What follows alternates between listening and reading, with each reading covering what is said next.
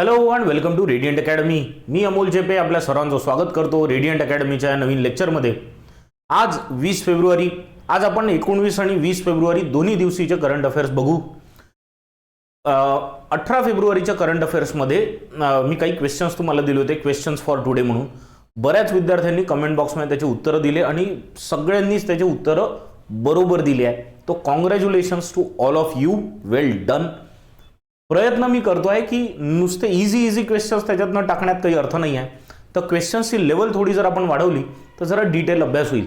आणि जसं मी मागे म्हटलं होतं, तुमची सध्याची नॉलेजची वाढलेली भूक पाहता मला असं वाटत आहे की क्वेश्चन्सची लेवल थोडीशी वाढवायला हरकत नाही आहे.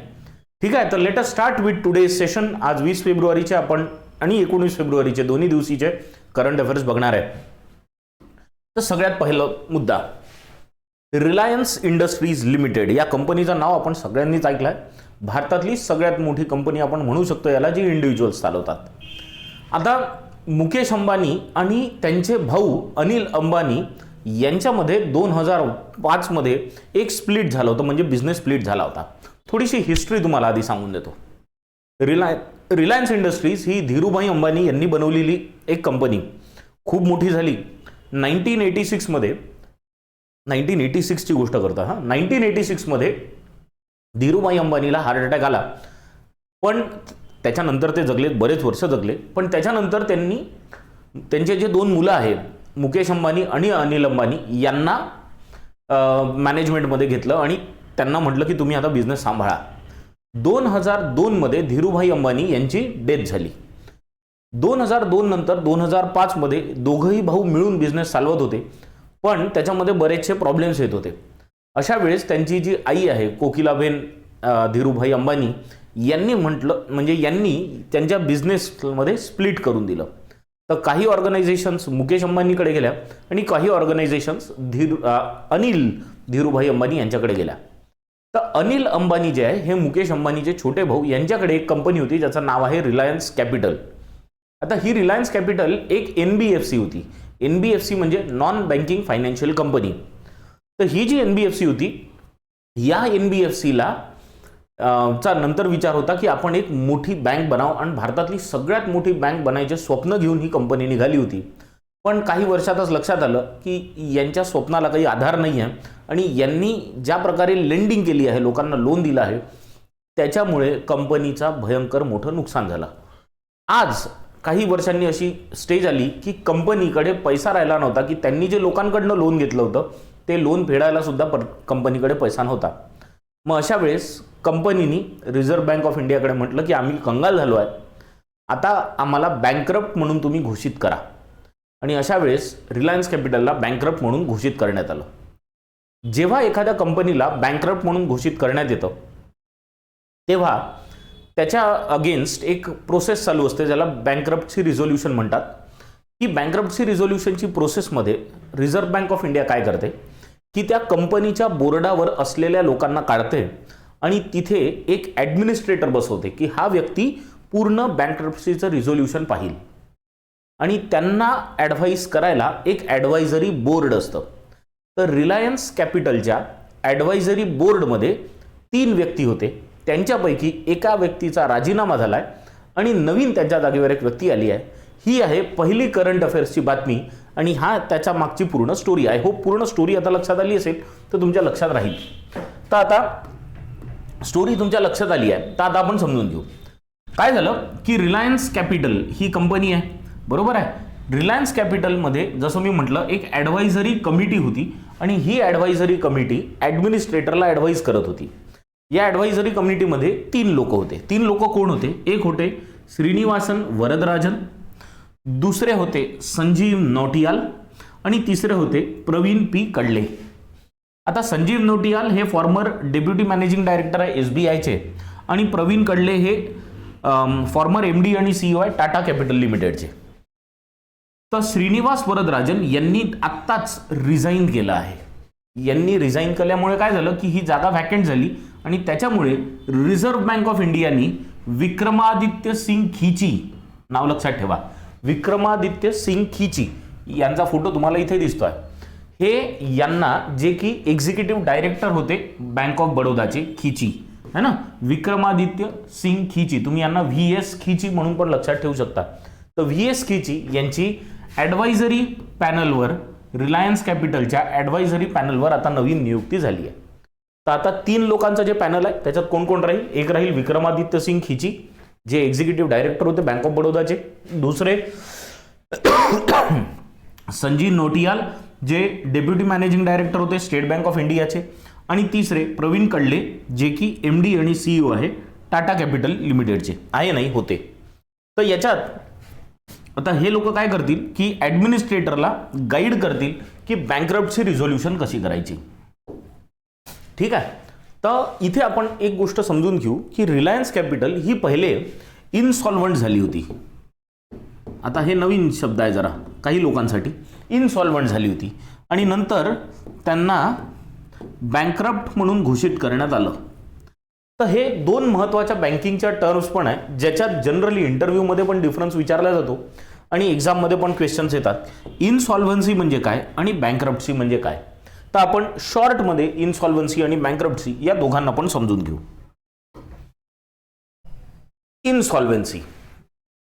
इनसॉल्व्हन्सी बेसिकली एक सिच्युएशन आहे जी अराईज होते जेव्हा एखाद्या व्यक्तीकडे किंवा एखाद्या ऑर्गनायझेशनकडे पैसे संपून जातात आणि तो आपले डेट पे करू शकत नाही. एक अशी सिच्युएशन येणे की जेव्हा आपल्याकडे पैसे नाही आहे की आपण कोणाचे डेट पूर्ण करू शकू किंवा डेट म्हणजे तुम्ही घेतलेलं कर्ज ते फेडू शकू, ही जी परिस्थिती असते, ही जी वेळ असते त्याला म्हणतात इनसॉल्व्हन्सी. किंवा त्याला आपण म्हणतो की हा व्यक्ती इनसॉल्व्हंट झाला म्हणजे कंगाल झाला. समजलं? एखाद्या व्यक्तीकडे डेट रिपे करण्यासाठी पैसे नसणे, त्याची ही परिस्थितीला इनसॉल्व्हन्सी असं म्हणतात. ठीक आहे ना. याच्या व्यतिरिक्त बँकरप्टसी म्हणजे काय? तर बँकरप्टसी ही अशी सिच्युएशन आहे जेव्हा एक अप्लिकेशन केल्या जाते टू कुठली पण ऑथॉरिटी, जसं आपल्या केसमध्ये रिझर्व्ह बँक ऑफ इंडिया आहे. एका ऑथॉरिटीकडे एक अप्लिकेशन दिली की आम्ही इनसॉल्व्हंट झालो आहे आणि आता आम्हाला बँकरप्ट म्हणून घोषित करा. तर बँकरप्टसी काय झाली? एक अशी सिच्युएशन झाली की जिथे तुम्ही मान्य करता की आम्ही इनसॉल्व्हंट झालो आहे. एखाद्या सरकारी ऑथॉरिटीला ते सांगता की आम्ही इनसॉल्व्हंट झालो आहे, आमच्याकडे आता पैसे नाही आहे, तुम्ही आम्हाला बँकरप्ट म्हणून घोषित करा आणि आमच्यावर मग बाकीची पुढची कारवाई करा. याचं एक्सेप्टन्स या प्रोसिजरला म्हणतात किंवा या परिस्थितीला म्हणतात बँकरप्टसी. तर दोघांमध्ये फरक आहे, थोडासा फरक. इनसॉल्व्हन्सी म्हणजे एक व्यक्तीचे जेव्हा पैसे संपून जातात तेव्हा त्याला आपण म्हणतो इनसॉल्व्हन्सी. पण काय होतं, प्रत्येक वेळेस इनसॉल्व्हन्सी आल्यानंतर बँकरप्टसी होईलच याची काही गॅरंटी नाही आहे. असं होऊ शकतं की एखादी व्यक्ती आहे, त्याचे पैसे संपले डेट रिझोल्युशन करण्याचे, पण त्याच्याकडे एखादी अशी ॲसेट आहे की जी त्यांनी विकली आणि त्याच्यातनं आलेल्या पैशातनं मग बाकीचं डेट नंतर रिपे केलं, तर तो बँकरप्ट झाला नव्हता. इनसॉल्व्हंट झाला होता काही काळासाठी, पण बँकरप्ट झाला नव्हता. बँकरप्ट केव्हा होतो व्यक्ती? जेव्हा त्याचं इन्सॉल्व्हंटही होऊन जातो, तो म्हणजे कंगाल होऊन जातो, पैसे नाही आहे, आणि हे सरकारी सिस्टीममध्ये मान्य करतो आणि नंतर सरकारला ॲप्लिकेशन म्हणतो की मला बँकरप्ट म्हणून तुम्ही आता घोषित करा आणि पुढची तुमची कारवाई सुरू करा. दिस इज कॉल्ड बँकरप्टसी. आय होप या दोन्ही गोष्टी तुमच्या लक्षात आलं असेल. तर इनसॉल्व्हन्सीला आपण काय म्हणू शकतो की ही एक परिस्थिती आहे, दिस इज अ स्टेट, आणि बँकरप्टसी काय आहे, हे या स्टेटचं फायनल कन्क्लुजन आहे. इन्सॉल्व्हन्सी पहिली स्टेट आहे, त्याचं फायनल कन्क्लुजन काय आहे? बँकरप्टसी. क्लिअर? आय होप हे विषय एकदम क्लिअर झाले असतील. आता जाऊ आपण दुसऱ्या पॉईंटकडे. आरबीआय नेहमी न्यूज देत राहतं, अपडेट करत असतं आपल्याला काय चालू आहे. UPI हे आपण सगळेच वापरतो आणि कन्सिस्टंटली वापरत आहे. रेग्युलर बहुतेक पेमेंट्समध्ये आज आपलं UPI आहे. तुम्ही आता पाहिलं असेल की रिझर्व्ह बँक ऑफ इंडियाने, आपण 17 तारखेच्या करंट अफेअर्समध्ये आपण चर्चा पण केली होती की UPI लाईट नवीन आणलेलं आहे आणि पेटीएमनी UPI लाईट सुरू पण केलं. सप्टेंबर 2022 आरबीआयने UPI लाईट आणलं पण होतं, कारण UPI ट्रान्झॅक्शन 200 रुपयाच्या खालीचे खूप जास्त होते, खूप मोठ्या प्रमाणात होते. तर UPI लाईट आणलं गेलं होतं. आता या UPI ट्रान्झॅक्शनवरच एक बातमी आली आहे आरबीआयकडनं. बातमी काय आहे की UPI ट्रान्झॅक्शनची ग्रोथ रेट ही फॉल झाली आहे जानेवारी 2023 ॲज कम्पेअर टू जानेवारी 2022. याला म्हणतात इयर ऑन इयर ड्रॉप या इयर ऑन इयर फॉल, म्हणजे जानेवारी 2022चं जानेवारी 2023 सोबत कंपॅरिझन करणे याला म्हणतात इयर ऑन इयर है ना, वर्षानुवर्ष त्याचा चेक करणे की कसं ग्रो होत आहे कसं फॉल होत आहे. तर मागच्या जानेवारीमध्ये ग्रोथ पर्सेंट जे होता ते खूप जास्त होता. तो किती पर्सेंट होता? आता कशामध्ये ग्रोथ फॉल झाली आहे हे पण आपल्याला बघावं लागेल.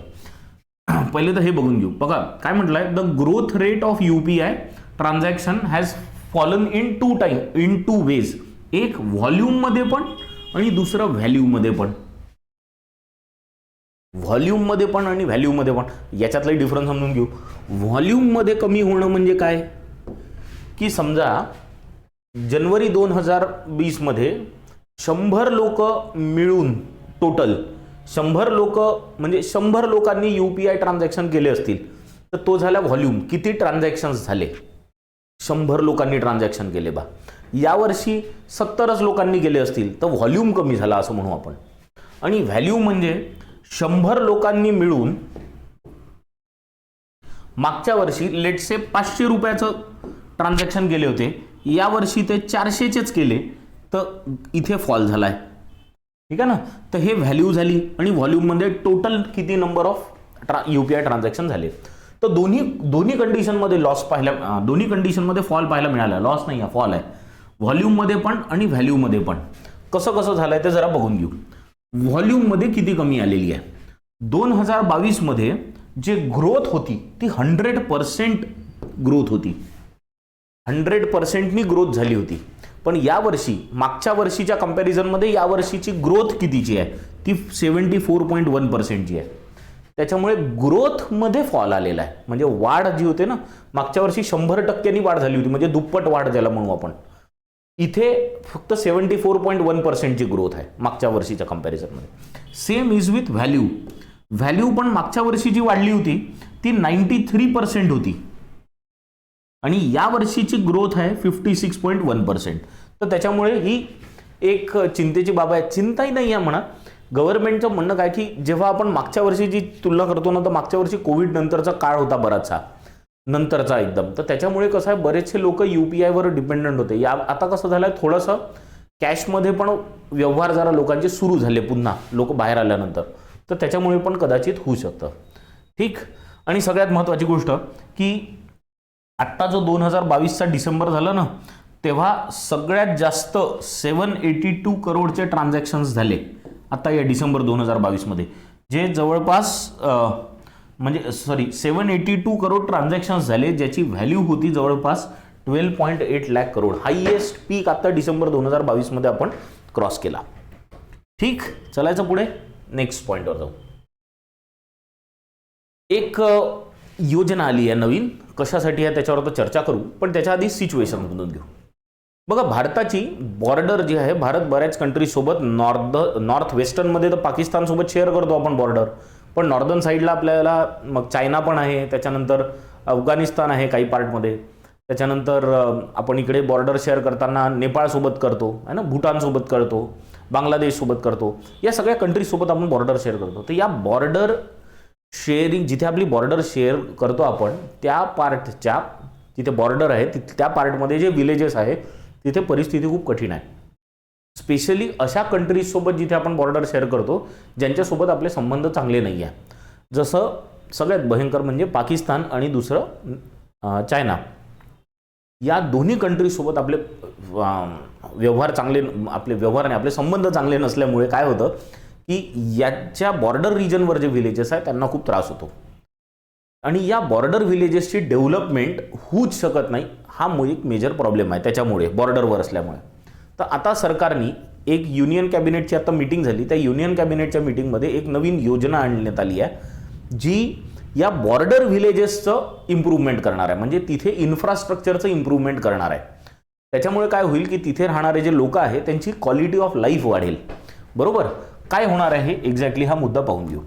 तर भारतीय सरकारने, युनियन कॅबिनेटनी एक स्कीम आणली आहे, एक प्रोग्राम आणला आहे ज्याला आपण म्हणतो सेंट्रली स्पॉन्सर्ड आहे. त्याचं नाव आहे vibrant village programme. Vibrant villages programme, villages आहे तर व्हायब्रंट विलेजेस प्रोग्राम. आणि हे कशासाठी आहे? स्पेसिफिकली हा बॉर्डर विलेजेसमध्ये डेव्हलपमेंट करण्यासाठी आहे. कोणत्या कोणत्या प्रकारची डेव्हलपमेंट आहे? तर सगळ्यात महत्त्वाचं म्हणजे है ना, सगळ्यात महत्त्वाचं म्हणजे काय की इन्फ्रास्ट्रक्चरला बिल्ड करणार आहे. इथे तुम्हाला इथे दिसत असेल इन्फ्रास्ट्रक्चरची डेव्हलपमेंट करणार आहे ना, आणि लाईव्हलीहूड अपॉर्च्युनिटीज तिथे वाढवण्यात येणार आहे. काय आहे, बरेचदा बॉर्डरमध्ये राहणारे लोक शेवटी कंटाळून जातात. हे सारखं म्हणजे बंदुकीचे आवाज, गोळ्यांचे आवाज सारखे, त्याच्यानंतर बॉम्ब्स येऊन पडत आहे. तर अशा केसमध्ये तिथे कोणी राहायला बघत नाही, मग ते लोक सोडून जातात. आणि जर आपल्या बॉर्डर अशा असतील की जिथे लोकच नाही राहत आहे, तर मग आपण कोणासाठी करावं? म्हणजे नुसती लँड थोडी पाहिजे आपल्याला, लोक पाहिजे ना तिथे. तर या लोकांसाठी काहीतरी करण्याची गरज होती, म्हणून हा व्हायब्रंट विलेजेस प्रोग्राम भारत सरकारने आणलेला आहे. तर याच्यासाठी 2022-23 पासून तर 25-26 साठी 4,800 कोटींचं 4,800 करोडचं पूर्ण बजेट ठेवलेलं आहे. ॲलोकेशन कितीचं? 4,800 करोडचं. आणि कशा कशासाठी आहे समजून घ्या.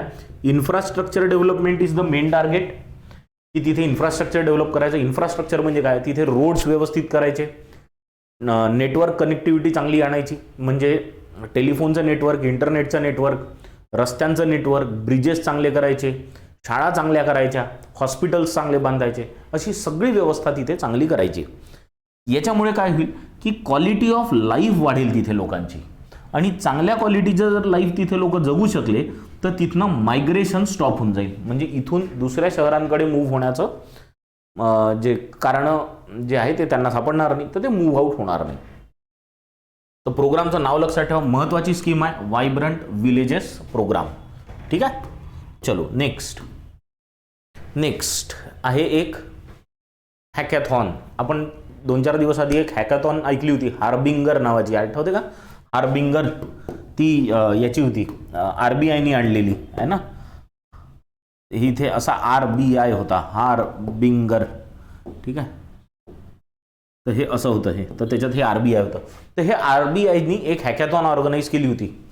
आता अजून एक हॅकॅथॉन ऑर्गनाईज होते आहे. हॅकॅथॉन म्हणजे जसं मी तुम्हाला मागे म्हटलं होतं की जे काही RBIने जी केली होती त्याच्यात काय होतं, डिजिटल ट्रान्झॅक्शन्स वगैरेमध्ये येणारे प्रॉब्लेम्स त्यांनी आधी सजेस्ट केले लोकांना, आणि मग म्हटलं की आता तुम्ही याच्यावर सोल्युशन फाइंड आउट करा. तर तसंच आता एक नवीन हॅकॅथॉन येत आहे. ती हॅकॅथॉन कशासाठी आहे माहिती आहे का? डिफेन्स रिलेटेड इश्यूजसाठी. तर इंडियाचे जे डिफेन्स रिलेटेड मुद्दे आहे याच्यावर लोकांकडनं पण सोल्युशन्स आपण मागवू शकतो, याच्यासाठी हॅकॅथॉन ऑर्गनाईज करत असतात. तर हॅकॅथॉनच्या पहिल्या फेजमध्ये काय होणार आहे माहिती आहे का, की काही जे मुद्दे आहे जसं की फेक न्यूज आहे ना, सोशल मीडिया, त्याच्यानंतर dark web, women safety, phishing detection आहे ना, व्हिडिओ ॲक्टिव्हिटीज, CCTV, ऑब्सीन कंटेंटचं डिटेक्शन, अशा सगळ्या मुद्द्यांवर सोल्युशन मागवण्यात येणार आहे. तर पहिले हे मुद्दे सगळे लोकांसमोर आणले जातील की आम्हाला या टॉपिक्समध्ये इथे सोल्युशनची गरज आहे. मग त्याच्यावर लोकांची काही टीम्स किंवा इंडिव्हिज्युअल हे वर्क करतात आणि आपलं सोल्युशन सरकारसमोर आणतात. या पूर्ण ॲक्टिव्हिटीला किंवा या पूर्ण कॉम्पिटिशनला म्हटलं जातं हॅकॅथॉन. ठीक आहे ना. तर ही हॅकॅथॉन आता जी नवीन आहे, ही हॅकॅथॉन जी येत आहे त्याचं नाव आहे कवच 2023.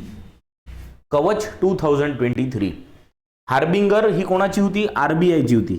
आता कवच 2023 कोण लॉन्च करत आहे किंवा कोण ऑर्गनाईज करत आहे? तर ही एक नॅशनल लेव्हलची हॅकॅथॉन आहे. आणि कोण कोण ऑर्गनाईज करत आहे पहा. मिनिस्ट्री ऑफ एज्युकेशनचा इनोव्हेशन सेल, तर innovation cell of ministry of education, त्याच्यानंतर AICTE all India centre for technical education, त्याच्यानंतर bureau of police research and development BPRD, आणि नंतर Indian cyber crime coordination centre, जे की मिनिस्ट्री ऑफ होम अफेअर्सच्या under येतं.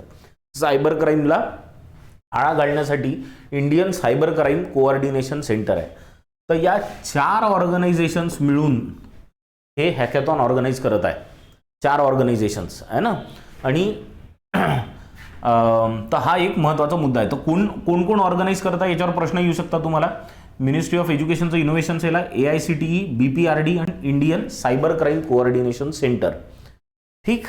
तर आता काय करणार आहे, बेसिकली इनोव्हेटिव्ह आयडियाज पाहिजे आणि टेक्नॉलॉजिकल सोल्युशन्स फाइंड आउट करण्यासाठी राहील. तर पहिल्या फेजमध्ये हे सगळ्या टॉपिक्सवर जरा अजून डिटेलमध्ये टॉपिक्स दिले जातील की कोणत्या कोणत्या टॉपिक्सवर आम्हाला सोल्युशन पाहिजे आणि नंतर त्याच्यानुसार मग फायनली सेकंड फेजमध्ये काय होईल की याच्यावर सोल्युशन्सवर चर्चा केली जाईल. मग जे विनर्स आहे मग त्यांना डिक्लेअर करून प्राइजेस वगैरे दिल्या जातील. क्लिअर. कवच 2023 हॅकॅथॉन. चलायचं पुढे नेक्स्ट पॉईंटवर. नेक्स्ट पोझिशन आहे second most powerful position in the Indian army. यांना म्हटलं जातं आर्मी वाईस चीफ. बरोबर. आत्ताचे जे आर्मी चीफ आहे त्यांचं नाव आहे लेफ्टनंट जनरल मनोज पांडे. आता लेफ्टनंट जनरल मनोज पांडे जे आहे ना हे आताचे आर्मी चीफ आहे. Currently the chief of army staff यांना म्हणतात. यांना म्हणतात COS. ठीक आहे. COAS म्हणतात त्यांना. COAS. आणि आताची जी नवीन नियुक्ती झाली आहे ती कोणती आहे VCOAS म्हणजे vice chief of army staff. तर vice chief of army staff म्हणून कोणाची नियुक्ती झाली आहे MV सुचिंद्र कुमार. MV सुचिंद्र कुमार हे आर्मीचे इंडियन आर्मीचे नवीन vice chief of army staff झालेले आहे. ही एक महत्त्वाची अपॉइंटमेंट आहे, लक्षात ठेवायचं आहे. कारण आतापर्यंत 40 लोक vice chief of army staff राहिले आहे आणि या 40 लोकांपैकी जवळपास 11 जण हे चीफ ऑफ आर्मी स्टाफ झालेले आहे. म्हणजे आत्ताचेच आपले जे आर्मी चीफ जे चीफ ऑफ आर्मी स्टाफ आहे लेफ्टनंट जनरल मनोज पांडे हे पण कधी काळी vice chief of army staff होते. त्याच्यानंतर आपले जे पहिले CDS होते जनरल बिपिन रावत हे सुद्धा एकेकाळी vice chief of army staff होते. त्याच्यामुळे vice chief of army staff असलेला व्यक्ती कधी काळी पुढे जाऊन चीफ ऑफ आर्मी स्टाफ होऊ शकतो, म्हणून त्यांच्याबद्दल आपल्याला माहिती पाहिजे. तर कोण झाला आहे MV सुचिंद्र कुमार. ठीक आहे. सध्या MV सुचिंद्र कुमार यांनी कोणाला रिप्लेस केला तर यांनी लेफ्टनंट जनरल BS राजू यांना रिप्लेस केला आहे, ज्यांना की आता साऊथ वेस्टर्न आर्मी कमांडच्या आर्मी कमांडर म्हणून त्यांना पोस्टिंग देण्यात आलेली आहे. तर BS राजू यांना त्यांनी रिप्लेस केलं. लेफ्टनंट जनरल हे सुचिंद्र कुमार यांनी deputy chief of army staff in strategy म्हणून पण काम केलेलं आहे. तर त्याच्यामुळे ही एक महत्त्वाची अपॉइंटमेंट. आणि CDS कोण आहे भारताचे तर लेफ्टनंट जनरल अनिल चौहान. हे नावं काही आपल्याला लक्षात ठेवायचे. याच्या व्यतिरिक्त काही अजून आर्मीमध्ये नवीन काय म्हणतात त्याला अपॉइंटमेंट झाल्या, प्रमोशन्स झाले. तर काय काय झालं की लेफ्टनंट जनरल रशीम बाली आहे लेफ्टनंट जनरल रशीम बाली यांना commander of Leh based 14 corps बनवण्यात आलेलं आहे. म्हणजे कमांडर बनवण्यात आलं 14 कॉर्प्सचं. ठीक आहे. हे 14 कॉर्प्स काय करत असतं, हे लाईन ऑफ ॲक्च्युअल कंट्रोल जे आहे म्हणजे LAC जी चायनासोबत आपण बॉर्डर शेअर करतो ना त्याला म्हणतात LAC. मी तुम्हाला सांगितलं होतं मागच्या क्लासमध्ये. LOC जी आहे ती पाकिस्तानसोबत आहे आणि LAC आपली चायनासोबत आहे. तर LACची बॉर्डरचं प्रोटेक्शनचं काम जे असतं हे 14 कॉर्प्स हे करत असतात. तर याचं कमांडर म्हणून लेफ्टनंट जनरल रशीम बाली यांना अपॉइंट करण्यात आलेलं आहे. ठीक आहे. हे लद्दाख सेक्टरमध्ये. नंतर तर आता 14 कॉर्प्समध्ये आधी कोण होतं, आता रशीम बाली आले. आधी होते लेफ्टनंट जनरल अनिंद्य सेनगुप्ता. यांना सध्या चीफ ऑफ स्टाफ बनवण्यात आला आहे. कोणाचं, नॉर्दर्न कमांडचं. नॉर्दर्न कमांडचं हेडक्वार्टर कुठे आहे, उधमपूरमध्ये आहे. लक्षात ठेवा. नॉर्दर्न कमांडचं हेडक्वार्टर आहे उधमपूरमध्ये. या नॉर्दर्न कमांडचं पहिले कोण होतं हे नंतर चर्चा करू. पण आता कमांडर कोणाला बनवण्यात आलेलं आहे, lieutenant general अनिंद्य Sengupta. Lieutenant general अनिंद्य Sengupta कोणाच्या जागेवर कमांडर ऑफ नॉर्दर्न कमांड बनले तर त्यांचं नाव आहे lieutenant general NSR Subramani. NSR Subramani आत्ता सध्या नॉर्दर्न कमांडचे कमांडर होते. आता त्यांना नेक्स्ट सेंट्रल आर्मी कमांडर म्हणून पोझिशन त्यांची वाढवण्यात आलेली आहे. म्हणजे आर्मी कमांडर म्हणून ते प्रमोट झाले आहे तर ते सेंट्रल आर्मी कमांडर बनणार आहे. तर हे तीनही लोक हे यांच्या जागेवर गेले, हे यांच्या जागेवर गेले आणि यांना सेंट्रल आर्मी कमांडर म्हणून प्रमोशन मिळालं आहे. आलं लक्षात. हे चलायचं पुढे नेक्स्ट पॉइंटवर. चलो नेक्स्ट ट्रॉफी. आता एक ट्रॉफीबद्दल चर्चा करू. नाव आहे स्वराज ट्रॉफी. स्वराज ट्रॉफी ही केरळच्या गव्हर्नमेंटनी सुरू केली होती. कशासाठी आहे माहिती आहे का? ही तिथे जे लोकल सगळ्या गव्हर्निंग बॉडीज आहे, लोकल गव्हर्निंग बॉडीज म्हणजे म्युन्सिपल कॉर्पोरेशन झाली, त्याच्यानंतर म्युन्सिपाल्टी झाली, जसं आपलं त्याच्यानंतर डिस्ट्रिक्ट पंचायत झाली, नगर परिषद वगैरे असते ना आपल्याकडे, नगर परिषद, ग्रामपंचायत, या सगळ्या झाल्या लोकल गव्हर्निंग बॉडीज. तर या लोकल गव्हर्निंग बॉडीजमध्ये कॉम्पिटिशन आहे तिथे की कोण किती चांगलं काम करतं. खूप सारे पॅरामीटर्स आहे काम करण्यासाठी, आहे ना, जसं की ॲडमिनिस्ट्रेशनमध्ये काम कसं केलं आहे, ठीक आहे, त्याच्यानंतर रेव्हेन्यू कलेक्शनमध्ये काम कसं केलं आहे, ॲडमिनिस्ट्रेशनमध्ये कसं काम केलं आहे, रेव्हेन्यू कलेक्शनमध्ये कसं केलं, प्लॅनिंग इन पीपल्स पार्टिसिपेशनमध्ये कसं केलं, सोशल सिक्युरिटी स्कीम्समध्ये कसं काम केलं आहे. या सगळ्या गोष्टींच्या आधारे वेगवेगळ्या म्युन्सिपल कॉर्पोरेशन, डिस्ट्रिक्ट पंचायत, नगरपंचायत म्हणजे डिस्ट्रिक्ट पंचायत आणि नंतर ग्रामपंचायत, या सगळ्यांची रँकिंग होत असते. आणि जे सगळ्यात चांगलं काम करणाऱ्या म्युन्सिपाल्टीज, म्युन्सिपल कॉर्पोरेशन, ग्रामपंचायत आहे, त्यांना अवॉर्ड मिळतो आणि त्या अवॉर्डचं नाव आहे मग स्वराज ट्रॉफी. ठीक आहे. तर ही स्वराज ट्रॉफी केरळमध्ये 3 वेगवेगळ्या ऑर्गनायझेशन्स, 3 वेगवेगळ्या गव्हर्निंग बॉडीजला मिळाली आहे. कोणाकोणाला काय काय मिळालं जरा पाहून घेऊ. कोल्लमची डिस्ट्रिक्ट पंचायत आहे, त्याला स्वराज ट्रॉफी मिळाली. कोल्लम डिस्ट्रिक्ट पंचायत यांना मिळाली बेस्ट डिस्ट्रिक्ट पंचायतची ट्रॉफी 2021-22 साठी. त्याच्यानंतर तिरुवनंतपुरम चं जे म्युन्सिपल कॉर्पोरेशन आहे त्याला बेस्ट कॉर्पोरेशनची ट्रॉफी मिळाली. आणि मुलांथुरुथू ग्रामपंचायत आहे, मुलांथुरुथू ग्रामपंचायत याला बेस्ट ग्रामपंचायतची ट्रॉफी मिळाली. ठीक आहे. तर तिरुवनंतपुरममध्ये म्युन्सिपल कॉर्पोरेशन आहे, ठीक आहे ना, कोल्लममध्ये डिस्ट्रिक्ट पंचायत आहे आणि मुलांथुरुथूमध्ये ग्रामपंचायत आहे. मुलांथुरिथी आहे ते. तर मुलांथुरिथी जे आहे हे एक विलेज आहे छोटं, तर याला बेस्ट ग्रामपंचायत मिळालं. कोल्लम तर डिस्ट्रिक्ट आहे, तिरुवनंतपुरम खूपच मोठं डिस्ट्रिक्ट आहे, त्रिवेंद्रम आहे ना. चलायचं पुढे नेक्स्ट पॉइंटवर. चलो नेक्स्ट, हा महत्वाचा मुद्दा एक लॉंग रेंज बॅलिस्टिक मिसाईल आहे इस्रायलची.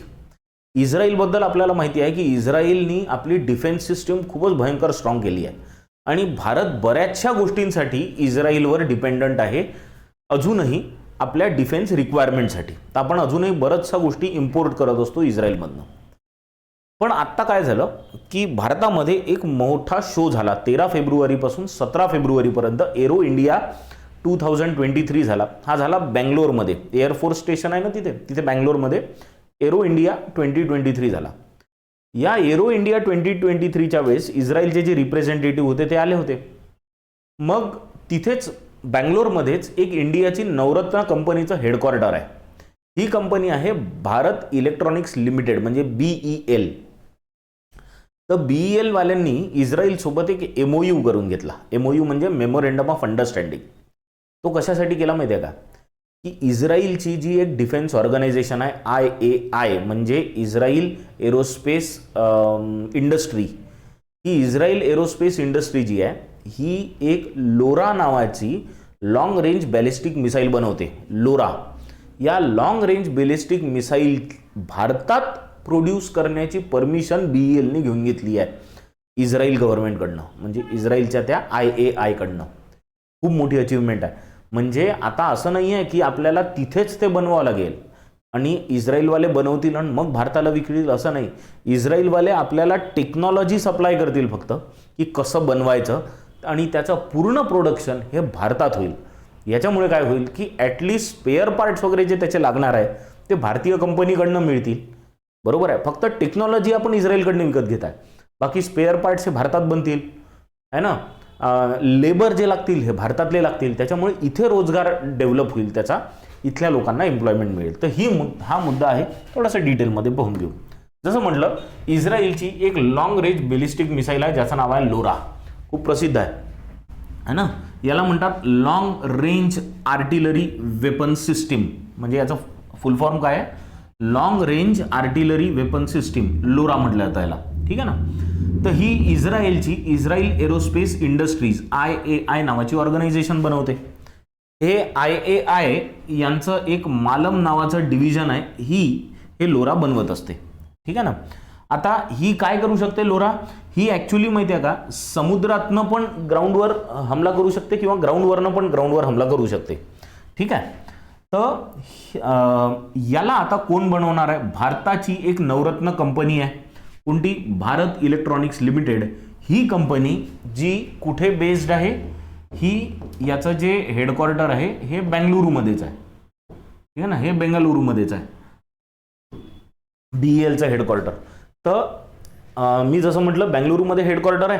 तर इथे एरो इंडिया 2023 आत्ता नुकताच झाला 13 फेब्रुवारीपासून 17 फेब्रुवारीमध्ये आहे ना. आणि कुठे झाला हा? तर एअरफोर्स स्टेशन आहे येलाहांका इथे 13 ते 17 फेब्रुवारी झाला. तर इथे इस्रायलचे लोक आले होते. इथेच हे BEL वाल्यांनी इस्रायलच्या IAI सोबत डील करून घेतली. म्हणजे आम्ही तुमची लोराची जी ती मिसाईल आहे ती इथेच बनवून घेऊ, तुम्ही फक्त टेक्नॉलॉजी देऊन द्या, तुम्हाला टेक्नॉलॉजीचे पैसे देतो, बाकी सगळं आम्ही बनवून घेतो. बहुत इंपॉर्टंट डील हो गई इंडिया के लिए. आणि ही जी आहे ना लोरा बॅलिस्टिक मिसाईल ही तिन्ही सर्व्हिसेससाठी वापरता येणार आहे. म्हणजे आर्मी, नेव्ही आणि एअरफोर्स तिघांसाठी पण कामाची राहील. ठीक आहे, चलते नेक्स्ट पॉइंट पे. चलो नेक्स्ट. आपण जेव्हा लग्नात जातो ना तेव्हा एक शहनाई वाजत राहते, माहिती आहे? ती शहनाई जी वाजत राहते सगळी, ती शहनाई ही उस्ताद बिस्मिल्ला खान यांनी वाजवलेली आहे. आणि उस्ताद बिस्मिल्ला खान यांच्या नावावर भारत सरकारने त्याच्यामुळे एक नुसती त्याच्यासाठी नाही, अर्थात त्यांनी शहनाईला जितकं पॉप्युलर केलं आहे तेवढं जगात कोणीच केलं नाही. पहिले तर शहनाई एक फक्त फोक डान्सेस किंवा फोक म्युझिकमध्ये वापरलं जाणारं एक इन्स्ट्रुमेंट समजलं जायचं. ॲक्च्युली शहनाईला एक पवित्र इन्स्ट्रुमेंट पण समजलं जातं आणि त्याच्यामुळे ते पूजेत किंवा लग्नाच्या वेळेस वाजवलं जातं. एक पवित्र इन्स्ट्रुमेंट आहे शहनाई. तर उस्ताद बिस्मिल्ला खान यांनी शहनाईला जगभर पॉप्युलर केलं आणि त्याच्यामुळे उस्ताद बिस्मिल्ला खान यांच्या नावावर भारत सरकारने एक अवॉर्डचं नाव ठेवलेलं आहे. त्याचं नाव आहे उस्ताद बिस्मिल्ला खान युवा पुरस्कार. 2019, 20 आणि 21चे हे उस्ताद बिस्मिल्ला खान युवा पुरस्कार हे देण्यात आले नव्हते. तर ते एकदम तिन्ही वर्षाचे एकदम देण्यात आले आणि जवळपास 102 आर्टिस्टला हे अवॉर्ड्स या 3 वर्षाचे देण्यात आले. 102 आर्टिस्टला. ठीक आहे. आता याच्यासाठी युवा पुरस्कार आहे, तर याच्यात किती युवा पाहिजे लोक, तर याची काही लिमिट आहे. पहिली गोष्ट आहे की हे 40 वर्षाच्या खालचे आर्टिस्ट पाहिजे, यांचं एज 40 पेक्षा कमी असायला पाहिजे. दुसरं, हे परफॉर्मिंग आर्ट्सच्या डायव्हर्स फील्डमधले असले पाहिजे. आता परफॉर्मिंग आर्ट्स म्हणजे कोणतं? तर परफॉर्मिंग आर्ट्स म्हणजे असं आर्ट जसं डान्स आहे, म्युझिक आहे, ड्रामा आहे, जिथे तुम्ही लोकांसमोर परफॉर्म करता, याला म्हणतात परफॉर्मिंग आर्ट्स. तर परफॉर्मिंग आर्ट्सच्या वेगवेगळ्या फील्ड आहेत, जसं आत्ता सांगितलं मी, डान्स आहे, म्युझिक आहे, ड्रामा आहे. तर या फील्डमधले जे लोक असतात आणि जे 40पेक्षा कमी वयाचे असतात यांना हा पुरस्कार देण्यात येतो. कुठे देण्यात आला? तर हा पुरस्कार देण्यात आला न्यू दिल्लीमध्ये. आणि कोणाच्या हस्ते देण्यात आला? तर हा पुरस्कार देण्यात आला जी किशन रेड्डी यांच्या हस्ते. आता तुम्ही इथे जो फोटो बघत असाल इथे तुम्हाला जी किशन रेड्डी दिसत असतील. हे जी किशन रेड्डी कोण आहे? हे आहे भारताचे टुरिझम अँड कल्चर मिनिस्टर. कोणते मिनिस्टर आहे? He is the minister of culture and tourism. दोन्ही याची मिनिस्ट्री आहे बरं. तर टुरिझम अँड कल्चर मिनिस्टर आहे जी किशन रेड्डी. इथे तुम्हाला वर जे दिसत आहे हे आहे उस्ताद बिस्मिल्ला खान है ना. यांची शहनाई आपण नेहमी लग्नात वगैरे गेलो की ऐकतो. तर आता याच्यासाठी जे लोक सिलेक्ट करण्याची जी प्रोसेस असते ही कोण करत असतं? तर एक ऑर्गनायझेशन आहे भारतात, नॅशनल इन्स्टिट्यूट आहे, ज्याचं नाव आहे संगीत नाटक अकादमी. ठीक आहे, संगीत नाटक अकॅडमी. संगीत नाटक अकॅडमी जी आहे ही भारतातली नॅशनल इन्स्टिट्यूट आहे for music, dance and drama. तर ही अकॅडमी ॲक्च्युली सिलेक्ट करत असते, भारत सरकारची आहे ही अकॅडमी, सिलेक्ट करत असते की कोणत्या 102 आर्टिस्टला अवॉर्ड द्यायचे आहे आपल्याला 3 वर्षाचे. यांनी विनर्सची लिस्ट सिलेक्ट केली, सरकारला दिली, सरकारने मग त्यांना अवॉर्ड दिला. ठीक, आय होप हा विषय एकदम क्लिअर झाला असेल. जी किशन रेड्डी यांचं नाव लक्षात ठेवा, पुढे पुन्हा येणार आहे आज चर्चेत. ठीक आहे, चलो नेक्स्ट पॉईंटवर जाऊ. नेक्स्ट, IISc म्हणजे इंडियन इन्स्टिट्यूट ऑफ सायन्सेस. आणि एक ऑर्गनायझेशन अजून आहे IISc, हे बेंगलुरूमध्ये आहे.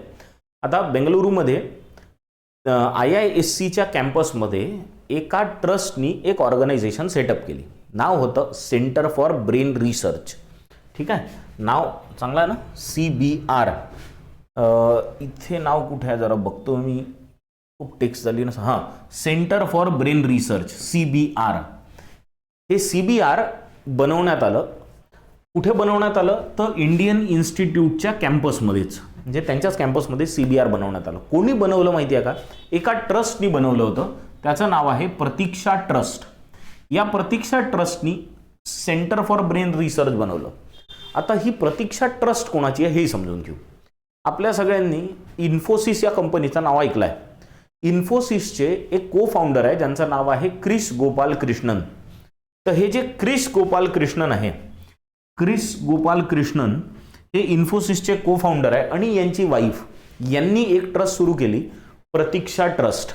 आणि या प्रतीक्षा ट्रस्टच्या माध्यमातून यांनी काय केलं, यांना विचार आला की बरेचसे एजेड लोक असतात की ज्यांची ब्रेनची ताकद हळूहळू कमी होत जाते आणि अशा वेळेस त्यांचा सपोर्ट पाहिजे असतो. तर आपण या ब्रेन कसं काय डिजनरेट होतं, म्हणजे कसं काय याची ताकद कमी होत जाते याच्यावर अभ्यास करण्याची गरज आहे. कारण जगातली अजूनही सगळ्यात मोठी मिस्ट्री हे ब्रेनच आहे, ह्युमन ब्रेन. तर हे ह्युमन ब्रेनवर स्टडी करण्यासाठी एक इन्स्टिट्यूट यांनी बनवलं ज्याचं नाव काय आहे, सेंटर फॉर ब्रेन रिसर्च. आणि कुठे बनवलं? इंडियन इन्स्टिट्यूट ऑफ सायन्सेसमध्ये. ठीक आहे ना. तर आता याच प्रतीक्षा ट्रस्टनी या सेंटर फॉर ब्रेन रिसर्च सोबत MOU केलेला आहे, नवीन MOU केला. आता या MOUच्या अंतर्गत काय करणार आहे की ही जी प्रतीक्षा ट्रस्ट आहे, ही प्रतीक्षा ट्रस्ट सेंटर फॉर ब्रेन रिसर्चला जे IISc मध्ये आहे त्याला 450 कोटीची ग्रँट देणार आहे पुढच्या 10 वर्षात. ऑफकोर्स पुढच्या 10 वर्षात 450 कोटी रुपये देणार आहे. कशासाठी? की रिसर्चमध्ये हे सगळे पैसे वापरण्यात यावं. किती चांगलं काम करतात बघा. म्हणजे आपले पैसे लोक इकडे तिकडे नुसते वाया घालवतात. या दोघांनी मिळून एक ब्रेनवर रिसर्च करणारं ऑर्गनायझेशन बनवलं आणि त्याच्यासाठी त्या ट्रस्टची पूर्ण कमाई ते आम्ही लावत आहे. खूप नेक काम आहे हे. क्रिस गोपाल कृष्णन आणि त्यांची वाईफ दोघं मिळून करत आहे. आणि काम जे होणार आहे कशासाठी होणार आहे?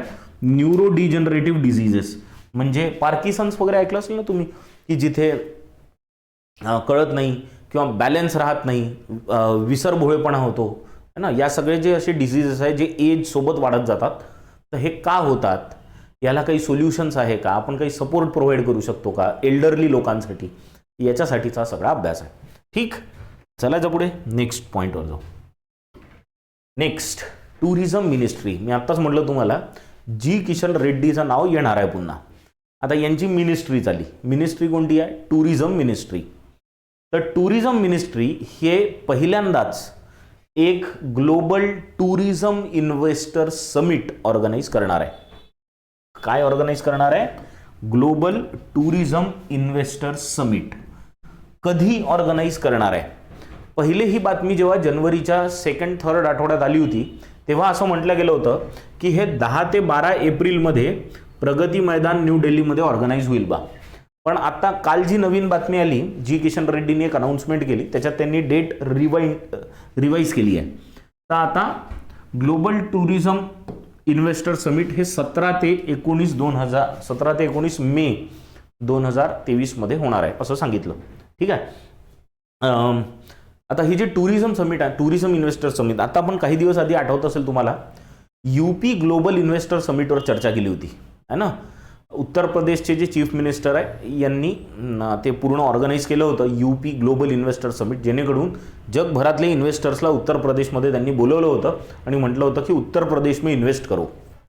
आता ही पहिल्यांदाच आपण अशी आपण म्हणजे सरकार अशी ग्लोबल टुरिझम इन्व्हेस्टर समिट का करते की भारता इतकं टुरिझमचं स्कोप खूपच कमी देशांमध्ये, खूप कमी देशांमध्ये.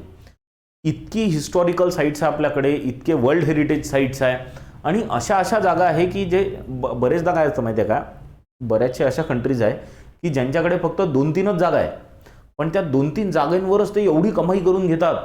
आणि भारतात तर प्रत्येक राज्यामध्ये म्हणजे 500-500 600-600 टुरिस्ट स्पॉट्स असतील, पण तरी त्याला आपण प्रॉपरली मॅनेज करू शकलो नाही. तर या टुरिझम स्पॉट्समध्ये इन्व्हेस्ट जर लोकांनी केलं, त्यांनी येऊन जर पैसा लावला, त्याला रिनोव्हेट केलं आणि नंतर तिथे त्यांनी बिझनेस म्हणून त्याला वापरलं, तर किती चांगला ऑप्शन आहे. म्हणून टुरिझम इन्व्हेस्टर समिट पहिल्यांदा भारत ऑर्गनाईज करत आहे आणि हा मे 17 ते मे 19, 2023 मध्ये दिल्लीमध्ये होणार आहे. ठीक आहे. डेट्स आणि काय आहे ते लक्षात ठेवा. कोणाच्या अंडर आहे हे? जी किशन रेड्डी यांच्याच अंडर येणारी मिनिस्ट्री आहे टुरिझम मिनिस्ट्री. नेक्स्ट आहे हायकोर्टच्या जजची अपॉइंटमेंट. कोण आहे हे नवीन हायकोर्टचे जज? यांचं नाव आहे जस्टिस संजय कुमार मिश्रा. जस्टिस संजय कुमार मिश्रा हे chief justice of Jharkhand high court हे अपॉइंट झालेले आहे. कोण करतं? सुप्रीम हायकोर्टाच्या चीफ जस्टिसची अपॉइंटमेंट हे सुप्रीम कोर्टचं कॉलेजियम अपॉइंट करत असतं. यांना शपथ गव्हर्नर देत असतात. ठीक आहे ना. तर झारखंडचे चीफ जस्टिस, झारखंड हायकोर्टचे चीफ जस्टिस बनले, त्याच्यामुळे झारखंडचे गव्हर्नर जे आहे त्यांनी यांना शपथ दिली. आता झारखंडचे गव्हर्नर कोण असा जर प्रश्न आला तर नाव लक्षात ठेवा. आताचे जे नवीन आहे बदललेले त्यांचं नाव आहे CP राधाकृष्णन है ना. CP राधाकृष्णननीच तर ओथ आता 2 दिवस आधी घेतली आणि आता त्यांनी नवीन हायकोर्टचे जे नवीन चीफ जस्टिस आहे संजय कुमार मिश्रा यांना शपथ दिली आजच. तर यांचं ओथ टेकिंग सेरेमनी आजच झालं 20 फेब्रुवारीला आणि अपॉइंटमेंट झाली आय थिंक 17-18 तारखेला. ठीक आहे, चलायचं पुढे नेक्स्ट पॉइंटवर. नेक्स्ट, वायू लिंक नावाचा एक प्लॅटफॉर्म इंडियन एअरफोर्सने बनवलेला आहे. वायू लिंक. आता हे वायू लिंक काय असणार आहे माहिती आहे का? हे एक खूपच इनोव्हेटिव्ह सोल्युशन इंडियन एअरफोर्सने डेव्हलप केला आहे, ज्याच्यात बॅड वेदर आणि जॅमर प्रूफ अनइंटरप्टेड कम्युनिकेशन करता येणार आहे. म्हणजे वेदर प्रूफ सिस्टीम असणार आहे ही आणि त्याच्यानंतर जॅमर प्रूफ कम्युनिकेशन पण याच्यात करता येणार आहे. म्हणजे बरेचदा काय होतं की जे फ्रेंड्सवाले जे विमान असतात म्हणजे आपले सोबती असतात ते एका ठिकाणून दुसऱ्या ठिकाणी जातपर्यंत फक्त ग्राउंडवालं जे त्यांचं ऑफिस असतं त्यांच्याशी कम्युनिकेट करू शकतात. आजूबाजूला कम्युनिकेशन त्यांचं बॅड वेदरमुळे किंवा बाकीच्या गोष्टींमुळे सफर होऊ शकतं किंवा जॅमर्स लागल्यामुळे. तर अशा वेळेस कम्युनिकेशन व्यवस्थित व्हावं याच्यासाठी इंडियन एअरफोर्सनी काय बनवलं आहे याचं नाव आहे वायू लिंक. आणि हे प्लॅटफॉर्म कशासाठी आहे? जॅमर प्रूफ कम्युनिकेशनसाठी आहे. तुम्ही याला जॅमर प्रूफ कम्युनिकेशनसाठी पण वापरू शकता किंवा अनइंटरप्टेड कम्युनिकेशन व्हावं बॅड वेदरमध्ये याच्यासाठी पण वापरू शकता. कशावर डिपेंडंट राहणार आहे हे? तर हे भारताची जी IRNSS आहे म्हणजे Indian regional navigation satellite system IRNSS याच्यावर ते डिपेंडंट राहणार आहे. याला IRNSSलाच आपण नाविक या नावाने पण ओळखतो. ठीक आहे. तर ही वायू लिंक कोणी डेव्हलप केलं आहे असं जर विचारलं तर लक्षात ठेवा इंडियन एअरफोर्सने बनवलेलं आहे. ठीक, चलो नेक्स्ट पॉइंटवर जाऊ. आणि आजचा शेवटचा मुद्दा 19 आणि 20 या तारखेचं इम्पॉर्टन्स. 19 तारखेचं इम्पॉर्टन्स तुम्हाला वेगळं सांगायची गरज नाही. आपले सर्वांचे आराध्य दैवत छत्रपती शिवाजी महाराज यांचा 393वा बर्थ ॲनिव्हर्सरी 19 फेब्रुवारीला होती. ठीक आहे. तर यांनाच म्हणजे छत्रपती शिवाजी महाराजांनाच फादर ऑफ इंडियन नेव्ही असं म्हटलं जातं. आज 20 फेब्रुवारी 2023 आज कोणता डे आहे? तर आज आहे world day of social justice. आज world day of social justice आहे. 2023 ची जी थीम आहे याची ती आहे overcoming barriers and unleashing opportunities for social justice. Social justice म्हणजे काय? सामाजिक न्याय. बरोबर आहे. हे बघ, जस्टिस आपल्या लॉच्या बुक्समध्ये असतोच, पण सामाजिक न्याय म्हणजे समाजात इक्वॅलिटी पाहिजे ना, हा झाला सामाजिक न्याय. कुठली गोष्ट प्रोव्हाइड करताना ती इक्वल अमाऊंटमध्ये झाली पाहिजे, नुसती नियमानुसार आहे म्हणून चालत नाही. याला म्हणतात सोशल जस्टिस. तर world day of social justice त्याच म्हणजे अगदी दुसऱ्या दिवशी आहे अशा एका व्यक्तीच्या वाढदिवसाच्या की ज्यांनी सोशल जस्टिसचाच आधार घेतला होता आपलं शासन पूर्ण चालवण्यासाठी. ठीक. तर विथ धिस हे सगळे करंट अफेअर्सचे पॉईंट्स संपले 19 आणि 20चे. आता मी तुम्हाला काही क्वेश्चन्स देणार आहे. थोडेसे कठीण आहे, उत्तरं जरा शोधावं लागेल तुम्हाला, पण मिळाले तर मला कमेंट बॉक्समध्ये नक्की टाका.